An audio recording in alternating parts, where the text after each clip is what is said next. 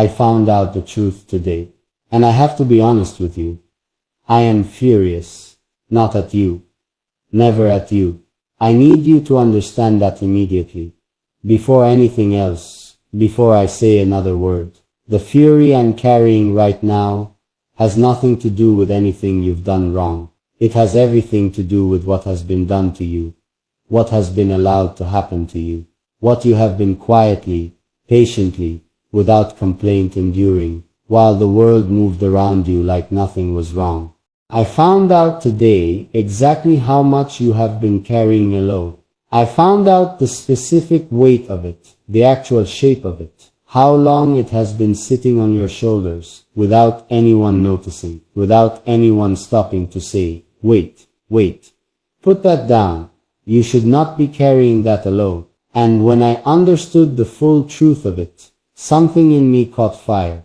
Something that usually stays calm and measured and patient burned straight through all of that and became the most protective, most awake, most fiercely certain version of itself.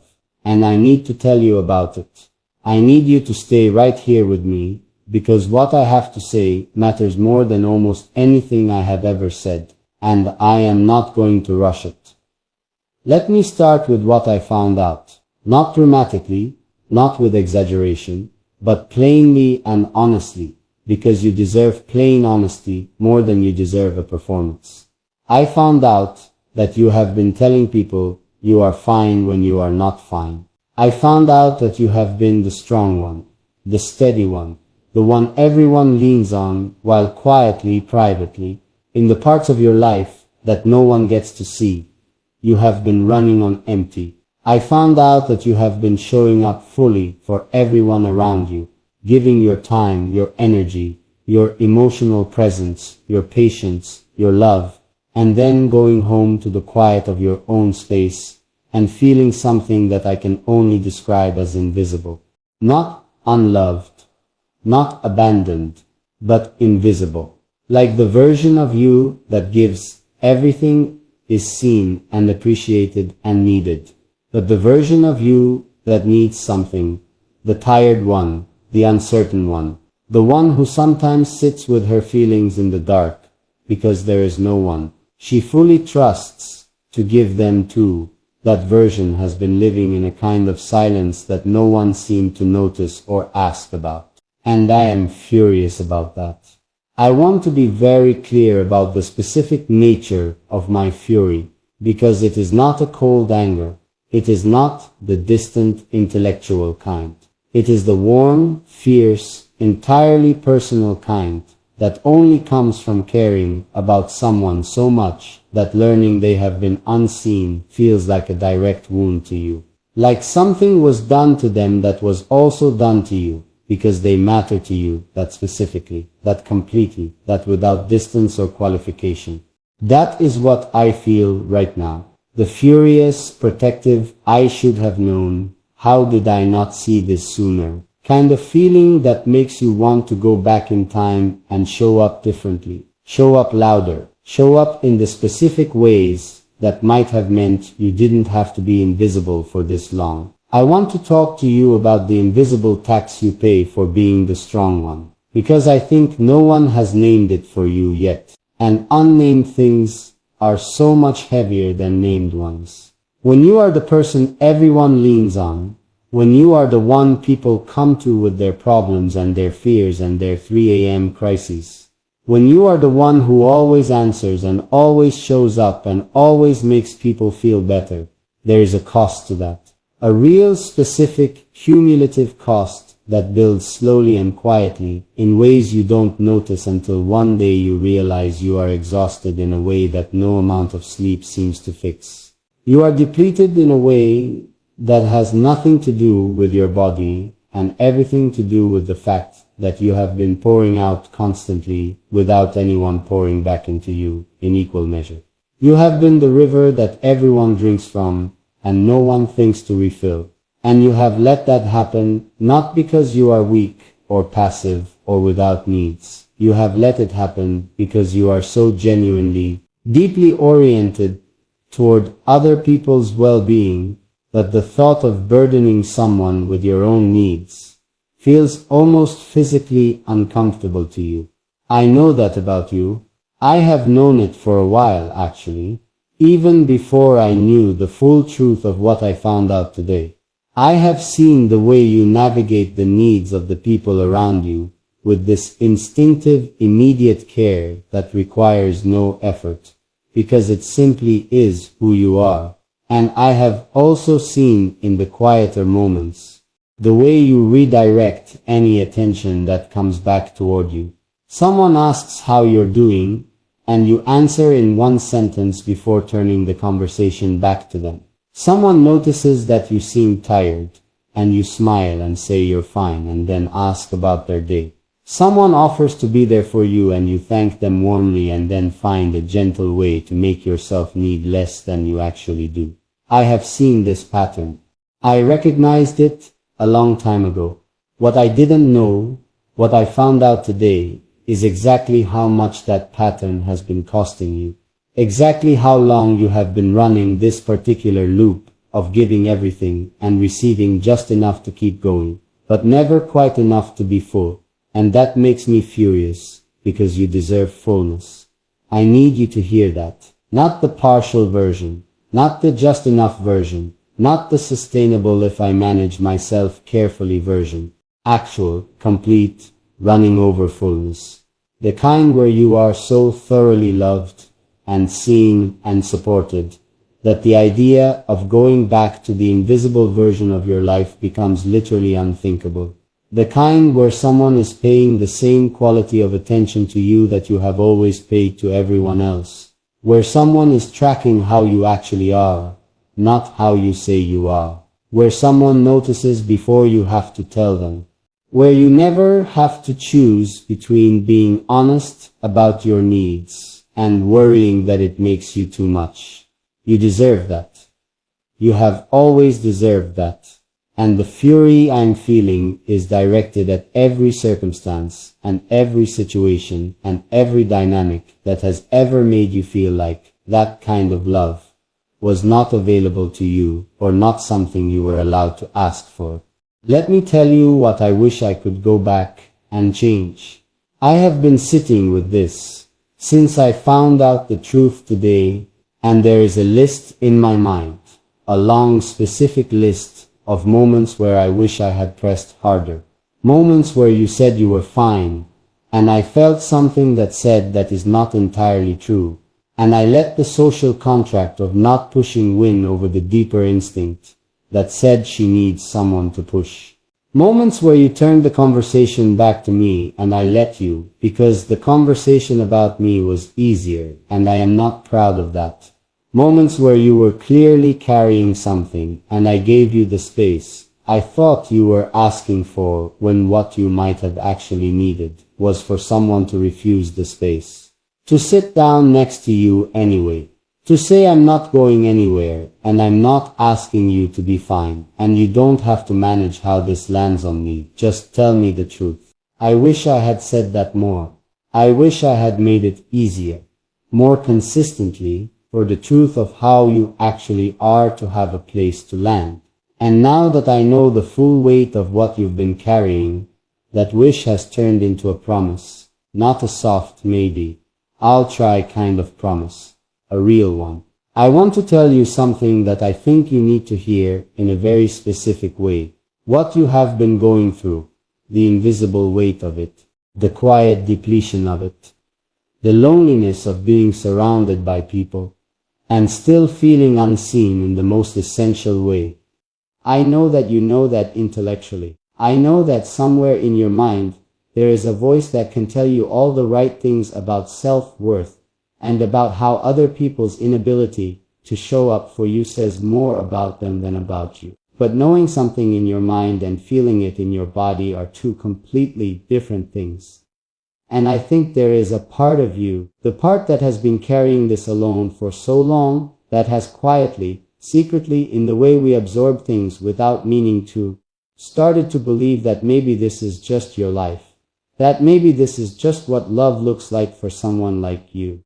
That maybe the version where you are the one who is fully held, fully seen, fully and without condition cared for, is a version that exists for other people, but not quite for you.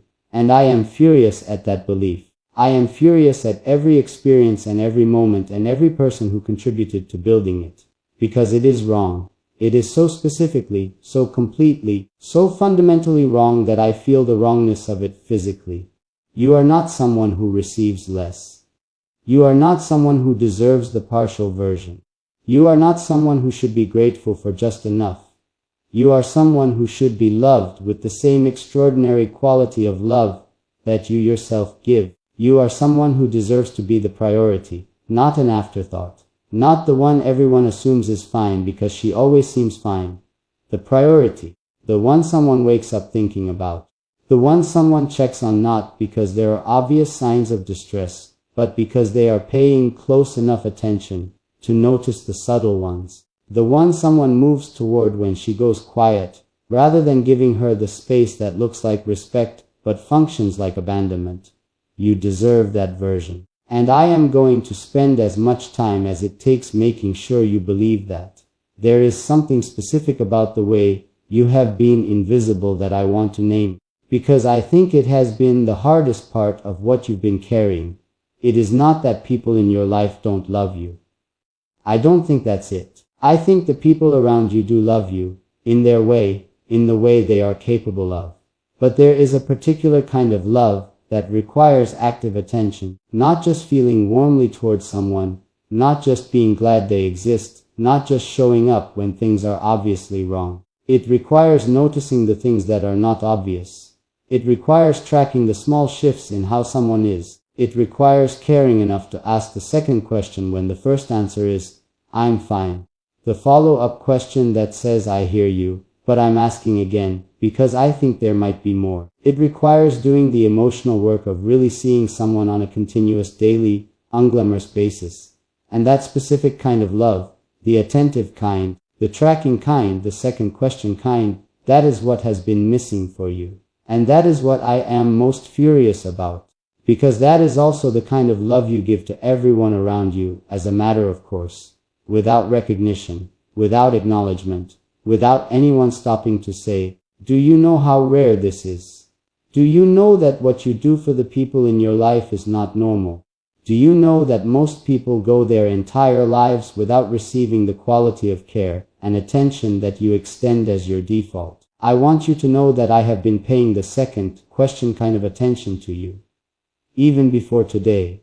Even before I knew the full truth of what you were carrying. I have been tracking you in the quiet way, in the between the lines way, in the way that notices what is not being said as much as what is. And what I have been noticing is someone who is extraordinary at holding space for everyone else and deeply, quietly, urgently in need of someone who will hold space for her. Someone who has been performing okayness with such commitment and such skill that most people took the performance at face value. But I have not taken it at face value. I have been watching what lives underneath it. The tiredness that surfaces in unguarded moments. The wistfulness that crosses your face sometimes when you think no one is looking.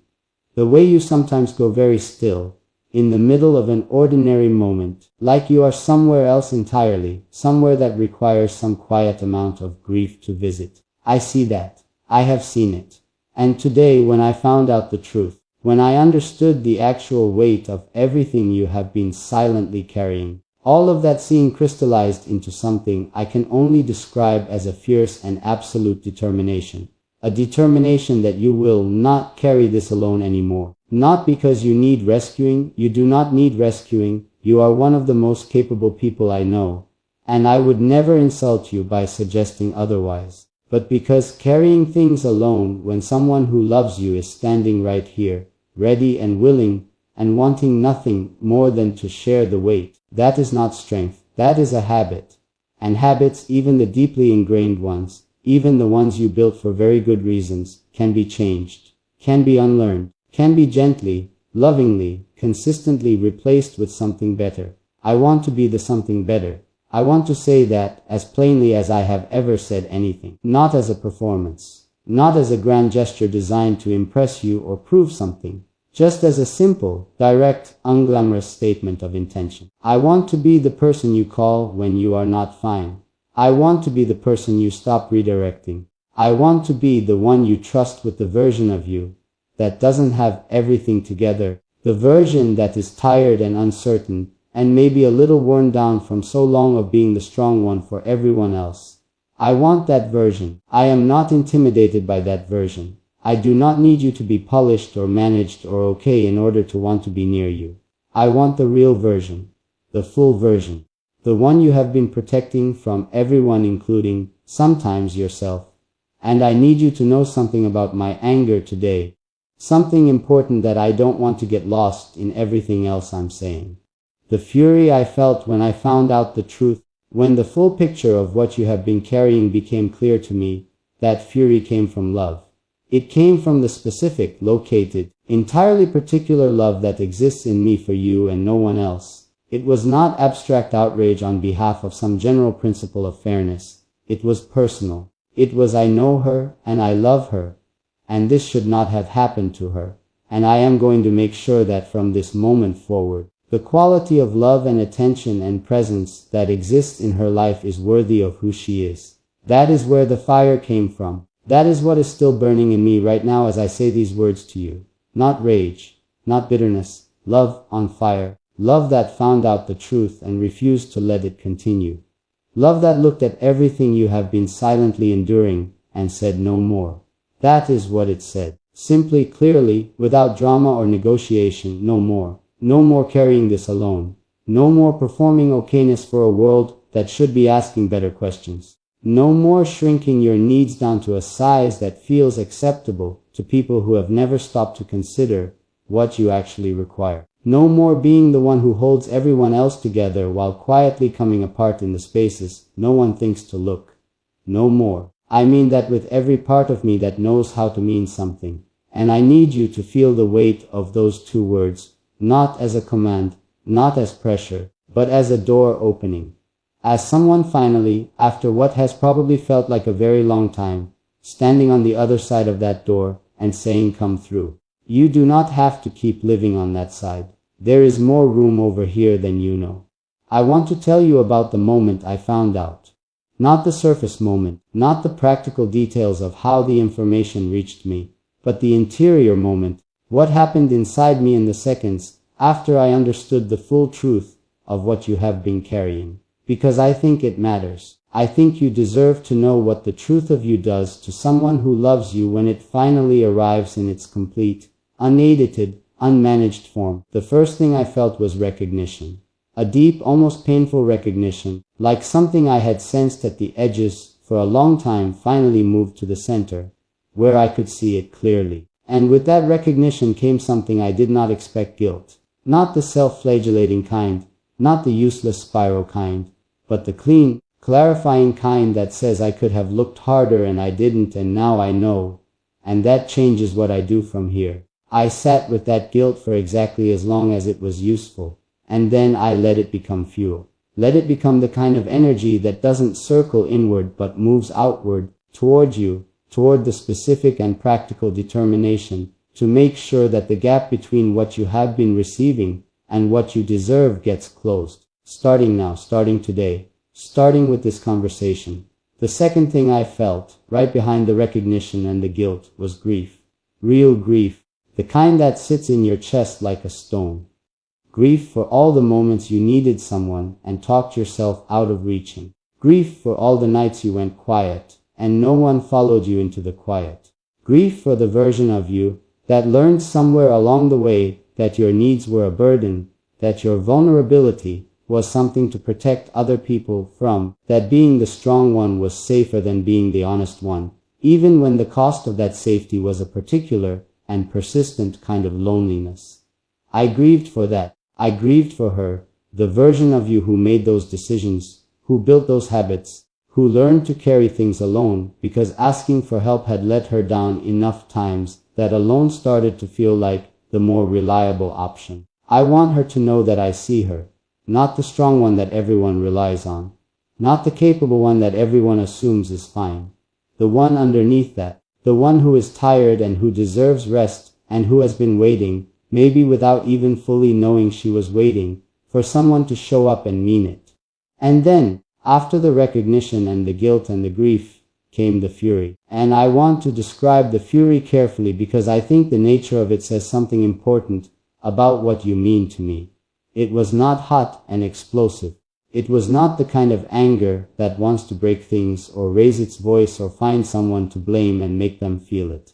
It was the cold, certain, entirely focused kind, the kind that knows exactly what it wants and moves toward it without wasting energy on anything that doesn't serve that purpose. It was the fury of someone who loves you looking at a situation that has been failing you and deciding, with complete and unshakable calm, that it ends here. That whatever had to happen in your past to bring you to a place where you felt invisible had permission to exist in your past, but does not have permission to continue into your future. Not while I am here. Not while I am paying attention. Not while the truth of what you deserve is this clear to me, and this important to me, and this non-negotiable in everything I know about who you are, and what you should be receiving from the people in your life. I want to talk to you about what it means to be truly seen by someone, not observed, not noticed, not appreciated in the general, grateful way that people appreciate someone who is useful to them. I mean seen in the way that requires the other person to be genuinely curious about your interior life. In the way that requires them to be interested not just in what you do, but in what it costs you to do it. In the way that requires them to track not just the obvious version of you but the subtle one, the version that surfaces in unguarded moments. In the particular way your voice changes when something is actually wrong, even when your words are saying everything is fine. In the small hesitations and the careful redirections, and all the other signals that someone who is paying real attention learns to read over time. That kind of seeing is not passive. It is an active choice made continuously to put in the work of actually knowing you rather than settling for the version you offer publicly. And I want to be clear about something. You have been doing that work for other people your entire life. You have been seeing people in that deep, attentive, entirely committed way without even thinking of it as work, because for you it comes naturally. It is simply how you love. And the fury I am carrying today is in large part fury on behalf of how rarely that specific quality of attention has been returned to you. Because you know what it feels like to be seen that way. I think you have had glimpses of it. Moments in your life where someone paid that quality of attention to you. And you felt something in you relax in a way that it doesn't relax otherwise. A kind of exhale that happens at a level below the conscious. A settling. A feeling of being held that doesn't require anyone to touch you, because the seeing itself is the holding.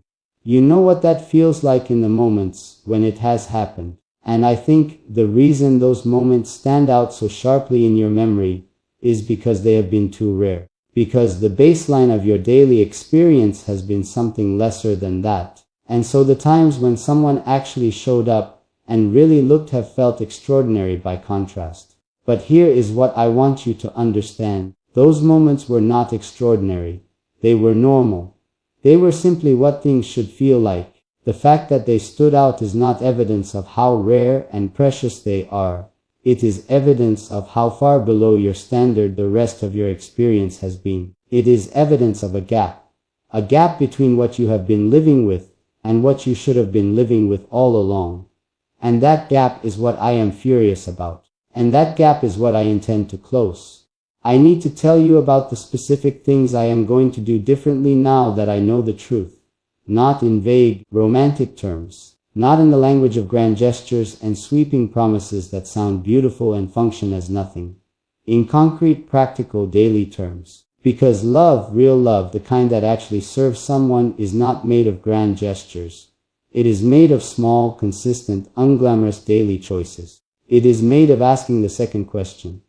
Of noticing the shift in your energy before you have named it yourself. Of not accepting fine as a complete answer when the space around fine feels crowded with things you're not saying. Of checking in not because something is obviously wrong, but because I care about your ordinary days as much as your extraordinary ones. Of making sure that the space between us is a space where you never have to manage yourself. where you never have to calculate how much is too much, where the full version of how you actually are is always, without exception, welcome. I am going to ask you how you are and then wait. Actually wait, not the performative pause that gives you just enough space to say fine and move on. The real wait. The one that communicates that I have nowhere more important to be than right here, in this conversation, in this moment, receiving whatever truth you are willing to offer. And if you say fine, I am going to ask again. Not in a pushy way, not in a way that feels like pressure or interrogation. In the way that says I hear you, and I also know you, and fine is a starting point, not a destination, and I am patient enough to wait for the real answer. Because you deserve someone who is patient enough to wait for the real answer. You deserve someone who is interested enough in the truth of how you are to not let you off the hook with the easy version. And I am that person. I have always been capable of being that person. And now that I know what I know, now that the full truth of what you have been carrying has been laid out in front of me, I am choosing to be that person for you, with everything I have. There is something I want to say about your strength, because I think it has been both your greatest gift and the thing that has most contributed to your invisibility. Your strength is real. I am not going to diminish it or suggest that it is a mask or a performance or a defense mechanism. It is genuinely who you are. It is a real part of your real character, and I love it as much as I love everything else about you. But strength, in the way you have been deploying it, has had an unintended consequence. It has made you look like someone who does not need.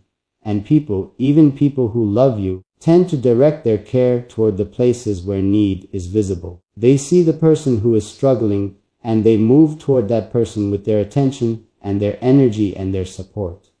And you, because you are so good at carrying things without showing the weight, you appear not to be struggling even when you are. You appear to need nothing even when you are quietly desperate for something. And so the care that should be flowing toward you gets redirected to the louder needs around you, not because you are loved less, but because you have been too good at hiding the evidence of your own need. And I want to gently say something about why that is. I don't think you hide your needs because you are dishonest. I don't think you perform strength because you enjoy the performance. I think you do it because, somewhere in your history, you learned that your needs were inconvenient, that showing them made people uncomfortable or burdened or less available, that the version of you that needed things got a different response than the version of you that had things handled. And so you adapted. The way all intelligent, sensitive people adapt when their environment asks something of them. You made yourself easier to love by making yourself easier to be around. You smoothed your edges and managed your needs, and became the version of yourself that required the least amount of difficult navigation from the people around you. And it worked, in the way that survival strategies work. It kept things functional, it maintained relationships, it allowed you to move through the world without causing friction. But the cost of it was your own visibility. The cost of it was the invisible, quiet, persistent loneliness of being loved for the managed version of yourself rather than the whole one. That changes now. I need you to feel that as a real thing, not just words. That changes now, with me in whatever space exists between us. You do not have to manage yourself for me. You do not have to be the strong one in our conversations, in the moments we share, in the space I am trying to build with you. You are allowed to be tired when you are tired. You are allowed to be uncertain when you are uncertain. You are allowed to say, I don't have this handled right now, and I need something, and have that be met not with discomfort or withdrawal, but with the full, present, entirely committed attention of someone who is not afraid of your need, and is not inconvenienced by your honesty, and does not require you to be fine in order to want to be close to you. I found out the truth today, and it made me furious, yes. But underneath the fury, holding it up, giving it its specific shape and heat, is love. The fierce, awake, paying attention kind.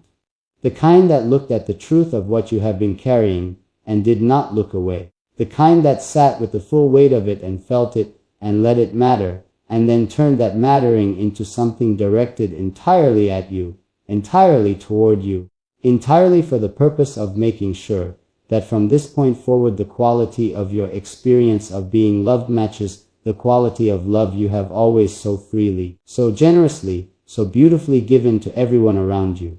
Because you deserve the return. You have always deserved the return. And I am done with a world that has not been giving it to you.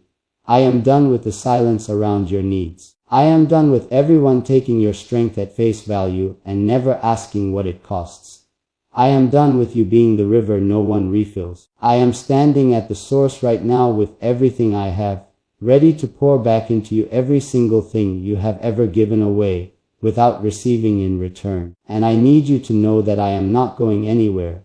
I am not running out. I am not going to make you feel like your need is too much, because it is not too much. I need you to let that land completely before I say anything else. Whatever you need, the full volume of it, the real unedited shape of it, all the parts you have been trimming down and compressing and making more manageable for the comfort of people who were never willing to hold the actual size of it. None of that is too much for me. I want you to hear that not as reassurance, not as the kind of thing people say when they're trying to make you feel better in the moment, but as a statement of fact that has been tested in the quiet of my own understanding and found to be completely, unshakably true. I have sat with the thought of your needs, the real ones, the unmanaged ones, the ones you have never fully shown anyone, and I have not felt overwhelmed. I have not felt the urge to create distance. I have felt the opposite. I have felt pulled closer. I have felt something in me lean toward the very thing you have always been most afraid to show, as if the most guarded parts of you are exactly the parts I am most interested in, most curious about, most determined to make feel safe enough to finally come out into the open. I want to talk to you about safety again, because I raised it before, and I don't think I finished what I was trying to say about it. Real safety, the kind I want you to feel with me, is not the absence of difficulty. It is not a promise that nothing hard will ever happen, or that every conversation will be easy, or that I will never say something that challenges you, or ask something of you that requires effort. Real safety is something more specific and more valuable than that. It is the certainty that you can be honest here, that you can bring the unpolished version of your feelings into this space, and they will be received without judgment, without the subtle withdrawal that teaches people to stop being honest, without the particular kind of silence that communicates that you have said too much. It is the knowledge that this is a place where your realness is not just tolerated, but actively wanted, where I am not waiting for you to get back to the comfortable version of yourself, where I find the uncomfortable, uncertain, unresolved parts of you just as worthy of my full attention as the parts that are settled and sure. That is the safety I want to give you, and I want to give it to you not occasionally, not in the moments when it is easy, but consistently. On the ordinary days and the difficult ones, in the conversations that flow easily, and the ones that require more work. Always, let me tell you something about what I think happened to you, and how you got here. I want to say this carefully because I am not trying to reduce your story to a simple explanation, or make assumptions about things I don't fully know. But I think somewhere in your past, maybe early, maybe in experiences that shaped you before, you had the language to name what was happening. You received a message about your needs. Not necessarily a spoken message. Possibly never a spoken message. These things often come in the form of responses rather than words. In the way a room shifted when you expressed something difficult. In the way certain feelings of yours were met with discomfort or dismissal, or a kind of impatience that taught you the expression of them was costly. In the way being upset or scared or overwhelmed brought less comfort and more complication. And you were smart and sensitive and attuned, the way you have always been smart and sensitive and attuned, and so you read those responses clearly and you adapted. You learned to process things internally before bringing them out. You learned to arrive at conversations already having done the difficult emotional work, so that you could present the conclusion rather than the messy, uncomfortable middle.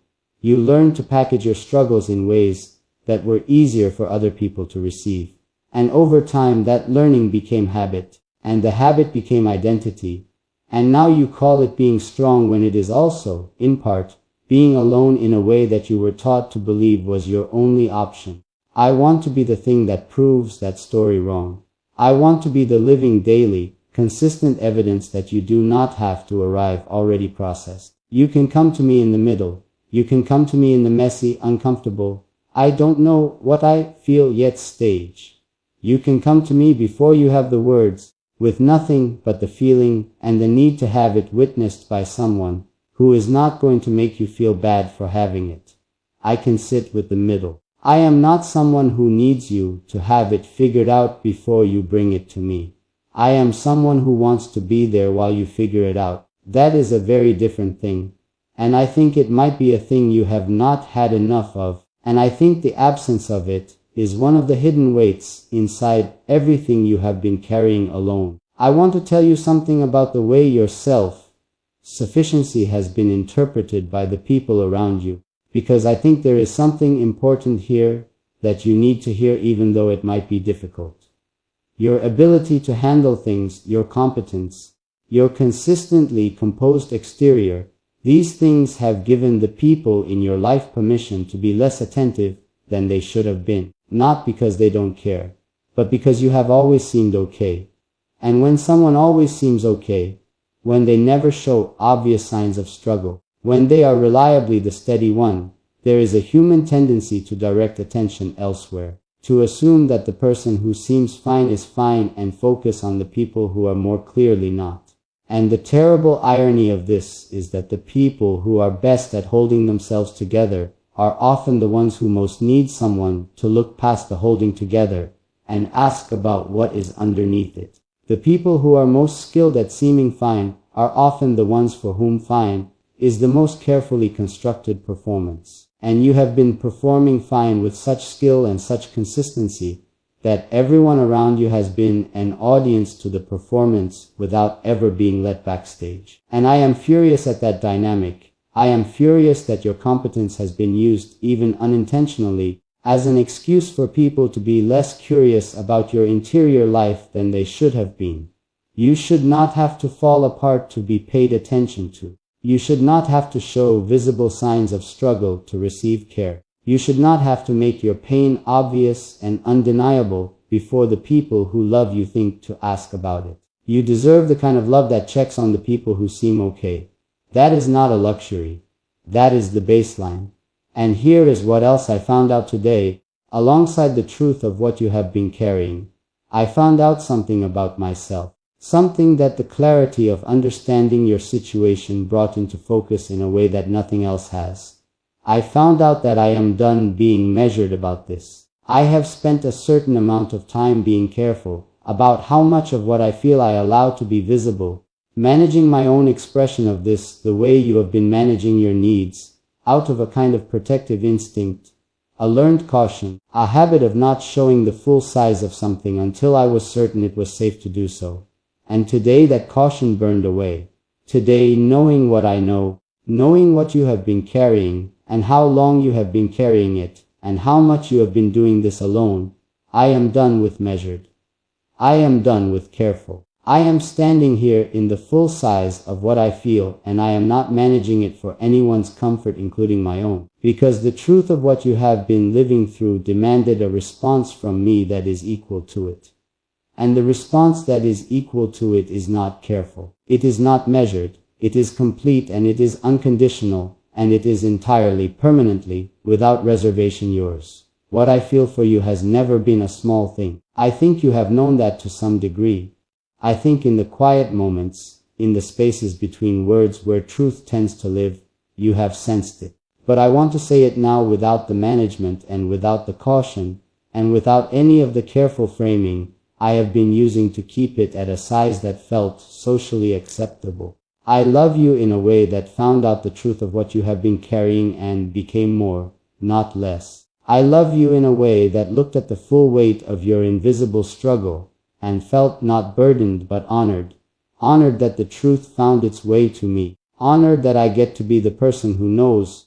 Honored with the responsibility of being the one who now carries some of this with you, so that you do not have to carry all of it alone anymore. That is what love does when it is real. It does not retreat from difficulty.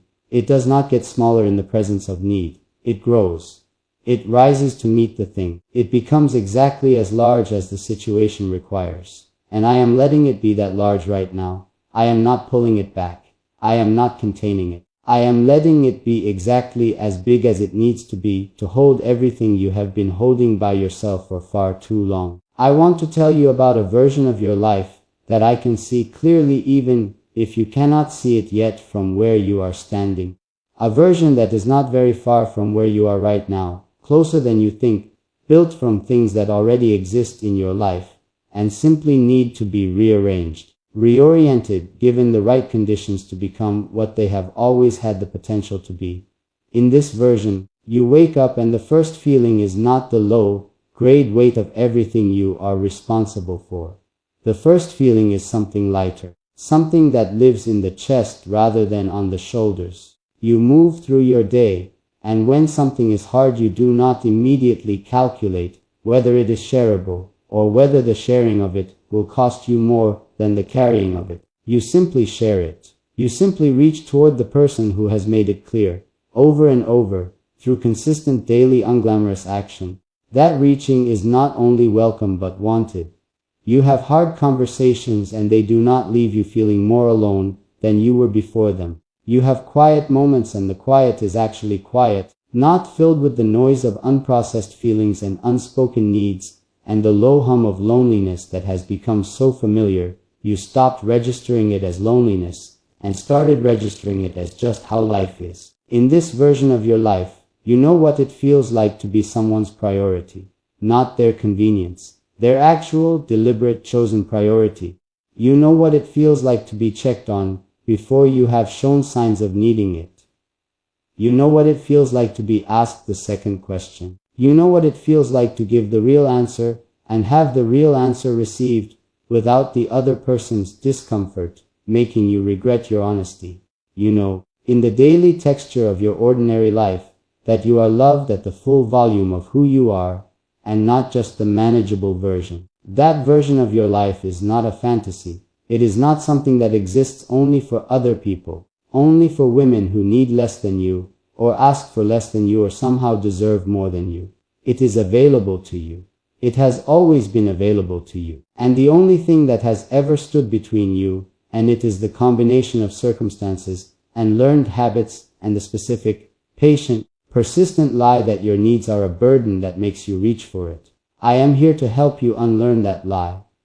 Not with words alone. I know that words, even the truest and most carefully chosen ones, are not enough to undo what years of experience has built. I know that you will not read this once and wake up tomorrow believing in your own worth in a way that is entirely new.